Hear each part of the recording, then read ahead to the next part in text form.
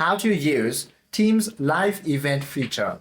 Microsoft Teams Live Events officially retired on June 30, 2026 and has been replaced by the Teams Town Hall feature. If you already have a live event scheduled prior to this retirement date, it will remain active and fully supported until the February 28, 2027. So to use this live events feature, which has been now rebranded as a Teams Town Hall feature, you simply have to go ahead and then launch the Teams application, then tap on your calendar icon from the bottom navigation bar, and then select the Town Hall option right next to the meeting. However, this feature is not yet available for mobile devices. You have to be on your desktop.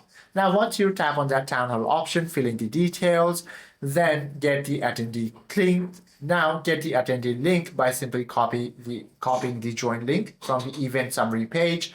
Now, you simply have to distribute to your audience via email, web page, or even calendar invites. Now, you simply have to present and broadcast. Hope this video helps you out a lot. If you have any questions or queries, do comment down below.